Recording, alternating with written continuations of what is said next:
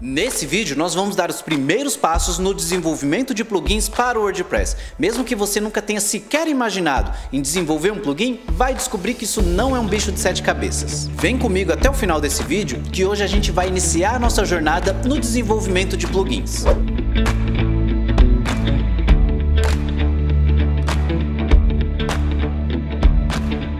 E aí pessoal, beleza? Rodrigo Gomes aqui e bem-vindo de volta ao nosso canal, que hoje você vai dar os primeiros passos para se tornar um desenvolvedor de plugins para o WordPress. E em primeiro lugar, não se preocupe em abrir o seu editor de código ou IDE. O melhor jeito de absorver o conteúdo dessa série é acompanhar ela sem se preocupar em sair programando junto comigo. E em breve, quando a gente tiver com conteúdo mais completo nessa série, você pode voltar aos vídeos e começar a colocar a mão na massa. Porque isso vai te ajudar muito, principalmente se for seu primeiro contato com programação. Ter uma noção mais ampla de tudo que a gente vai fazer aqui vai facilitar muito o seu processo de aprendizado. E para começar, eu tô com uma nova instalação aqui do WordPress na versão 5.8.2, que é a versão mais atual que a gente tem até o momento, e como IDE eu vou utilizar o PHP Storm para desenvolvimento em PHP. Não se preocupe, como eu já disse, com essa questão de IDE ou editor de código, porque dá sim para utilizar o PHP Storm, o VS Code para desenvolver, mas o principal dessa série é você aprender os conceitos e não qual editor que você vai utilizar.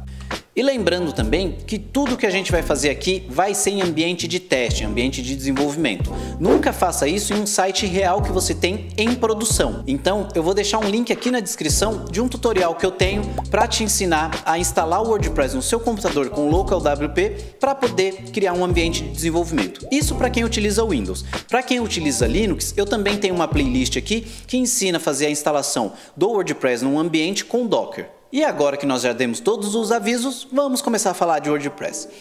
A instalação padrão do WordPress tem exatamente essa estrutura que vocês estão vendo aqui. Então nós temos 3 pastas e uma série de arquivos na raiz. As 3 pastas são WP Admin, WP Content e WP Includes.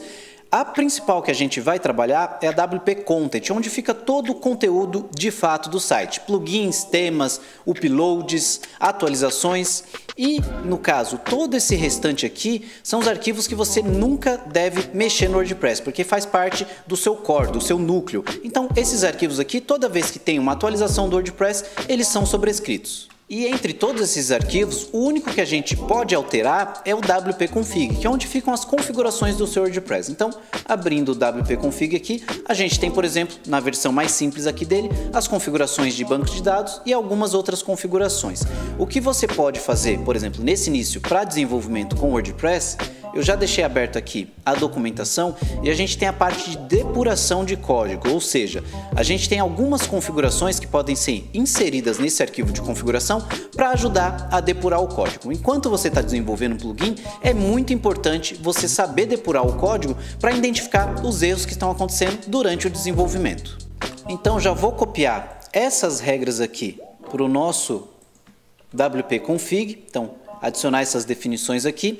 Eu não vou adicionar a definição aqui de JS e CSS files do core, porque eu não estou indo desenvolver para o core do WordPress, eu estou indo criar um plugin para o WordPress. E em toda a estrutura da documentação de desenvolvimento do WordPress tem muita informação mesmo. Então eu vou ir direto ao ponto aqui no que a gente vai utilizar durante essa série, para também não tornar os vídeos muito grandes aqui em cada uma das nossas etapas.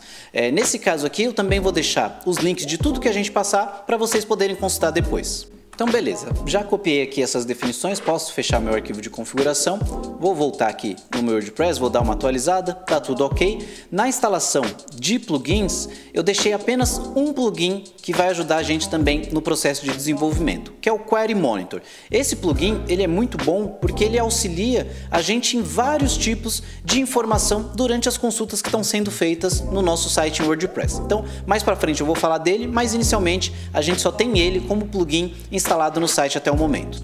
E começando aqui, eu estou na documentação de desenvolvimento de plugins para WordPress e existe aqui a maneira mais básica de você iniciar um plugin para WordPress. Um aviso já importante que a gente precisa se atentar é que os plugins para WordPress eles precisam ter um nome único, principalmente se você pretende depois distribuir esse plugin no repositório oficial de plugins do WordPress. E tem um jeito bem simples de descobrir se o nome que você pretende utilizar está em uso, porque esse nome vai ser exatamente aqui o nome da pasta que você vai nomear dentro aqui da nossa pasta de plugins do WordPress. Então, eu posso acessar esse endereço, que é o plugins.svn.wordpress.org, que é o endereço onde ficam, de fato, todos os plugins públicos do WordPress. E aqui mesmo a gente pode dar um Ctrl F na pesquisa do navegador e procurar exatamente pelo nome da pasta que a gente quer utilizar no nosso desenvolvimento de plugins, que no caso dessa série aqui vai ser o Landing Page Tools, que retornou resultado 0, então a gente pode utilizar esse nome. Fechando aqui o repositório, eu vou começar a seguir o guia básico aqui de inicialização de um plugin, que é criar a pasta do plugin e o arquivo principal.php. Então aqui em plugins aqui eu vou criar uma nova pasta chamada Landing Page Tools e dentro dessa pasta um novo arquivo PHP também chamado Landing Page Tools.php. Até esse momento, se a gente voltar no nosso WordPress, na verdade ainda não existe nenhum plugin, porque a gente precisa definir um header mínimo para esse plugin para ele ser reconhecido pelo WordPress. Então, acessando aqui o Header Requirements, a gente pode ver que tem um header mínimo que pode ser definido e a gente tem várias outras opções que a gente pode utilizar também para definir no header do nosso plugin. Eu já deixei uma pronta aqui e vou colar para vocês verem o que vai acontecer. Agora, se a gente atualizar o nosso WordPress, o plugin já consta aqui no nosso painel de plugins com nome, descrição, versão, URL de autor, URL do site do plugin, e aqui a gente tem exatamente essas informações, como a versão do WordPress que ele requer, a versão mínima, a versão do PHP, informações de licença e de text de domain que a gente vai utilizar para a futura traduções do nosso plugin. Mas como eu disse, isso é o básico para iniciar um plugin WordPress. E aqui eu só queria mostrar para vocês que existe essa forma, mas a gente não vai utilizar esse básico. Então eu vou excluir já essa pasta do plugin aqui, atualizando o nosso WordPress, já não existe o nosso plugin novamente. E a outra forma que a gente tem, por exemplo, de iniciar um plugin é utilizando a ferramenta de linha de comando do WordPress, a WP CLI. Eu já estou com ela instalada aqui também e eu vou utilizar o comando do WP Scaffold Plugin para iniciar o nosso plugin. E vou explicar aqui duas diferenças. A questão de WP CLI ela é um pouco avançada, mas eu quero que vocês conheçam esse método. Ou seja, você pode tanto seguir o método básico para iniciar e instanciar o plugin, ou também utilizar a WP CLI. É importante conhecer todos os métodos de desenvolvimento, mesmo que eles sejam mais avançados. E olhando a documentação, ele mostra aqui que vão ser gerados diversos arquivos quando a gente executar esse comando. E a gente tem também alguns arquivos de teste que o WordPress pode gerar para fazer testes unitários. Só que isso é um assunto muito avançado e eu não vou trazer isso no início agora. Então a gente pode utilizar o comando aqui do WP Scaffold e passar aqui skip testes para não criar esses arquivos. Então, passar aqui skip testes e dar um enter. Ele vai criar os nossos arquivos do plugin, plugin criado aqui, arquivos. Se a gente abrir, ele criou diversos arquivos aqui, como editor config, distignore, o arquivo de fato do plugin, um package.json também. Deixa eu fechar o package.json aqui.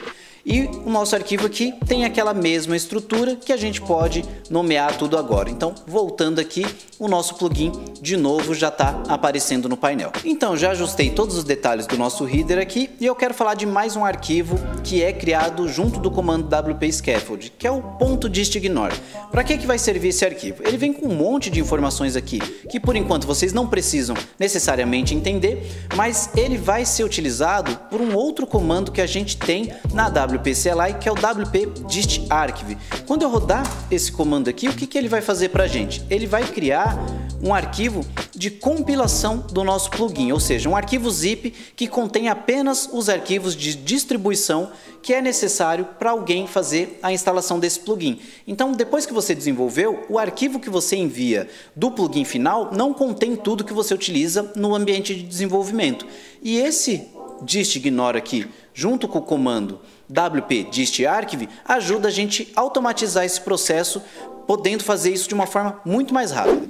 E é isso aí, pessoal. Eu não pretendo deixar nenhuma dessas aulas aqui muito longa, então vou fracionar bastante o conteúdo e a gente já teve uma bela introdução aqui sobre desenvolvimento de plugins com WordPress, a base inicial que a gente vai utilizar para poder começar a estruturar o nosso plugin. E sim, eu vou trazer assuntos avançados desde o início da nossa série, como nesse caso do vídeo foi a WP CLI. Mesmo que você possa não ter entendido muito, se você é iniciante nessa área, é importante saber que existem ferramentas que auxiliam e automatizam o nosso processo de desenvolvimento. Então não se preocupe se não entender muitas coisas no início. A ideia aqui realmente é te dar uma base sólida para você de fato desenvolver plugins para WordPress de forma profissional. E no próximo episódio eu já vou iniciar o repositório do nosso plugin para a gente começar a mexer um pouco na parte do código e também ficar disponível para vocês poderem copiar esse código para acompanhar os estudos. Então é isso aí, pessoal. Se vocês estão curtindo o conteúdo do nosso canal, das nossas séries, já dá aquele like, se inscreve no canal, ativa o sininho para não perder nenhuma novidade,